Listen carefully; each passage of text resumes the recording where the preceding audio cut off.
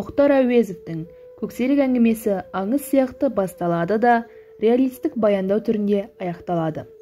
Мұхтар Әуезов өзінің көксерек әңгімесінде түрік аңыздарының ежелгі тақырыбын қозғаған. Автордың көксерек әңгімесі Абай жолы романымен бірге венгр тіліне аударылған. Жалпы көксерек повесі 1929 жылы жазылған, ал фильмі 1974 жылы жарыққа шыққан.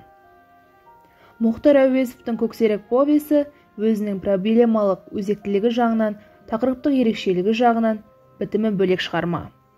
Әңгіме сол дәуірде үлкен бақталған адам табиғат тақырыбына құрыла білген. Ол расымен де ұзын сонар тақырып екені белгілі. Және де дәл сол шығармаларды оқу арқылы да жазушы шабыт алғанын көреміз. Әйгілі Лондонның Ақ азу романындағы көптеген детальдің көксеректе де кездесуі кездейсоқ емес. Қасқырдың өзінше ойлауы, өзіндік менінің болуы дәл сол Ақ азудан алынған бөліктер еді. Шығарманың көркемдік деңгейі аса жоғары болмаса да, типтік образ жасау, қазақтың қарапайым қойшы баласын құрмашты жасауы үлкен құбылыс десек болады. Ал табиғаттың рөліне көшкен көксерекше, көксерек десе кез келген қазақтың тітіретінін, қозатынын жақсы білеміз. Мұндай ірі образ жасаудың өзі шеберлік. Шығарма тақырыбы мен тематикалық проблематикасы және оның қазақы таным ұғымы ыңғайлана құрылуы үлкен жетістік деп білеміз. Шығармада тек табиғат адам қатынасын ғана емес, сонымен бірге әке мен баланың арасындағы текетірестің де, қас пен дұшпан арасына араздықты да көрсетілген. Бұл үлкен адамзаттың мәселелер екені белгілі. Қасқырлардың өз ішінде бірін-бірін жеп жатқанда, қасқырдың адамға шаппауы мүмкін емес. Құрмаш өзінің хас жауы қасқырды аяғаны үшін де құрбан болып кетті.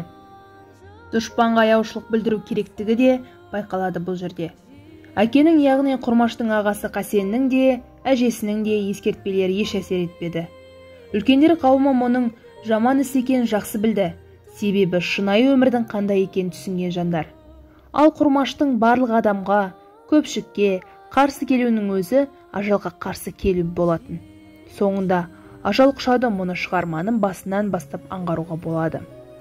Шығармада сонымен қатар шығыстағы Шыңғыстаудың табиғаты жақсы суреттелген.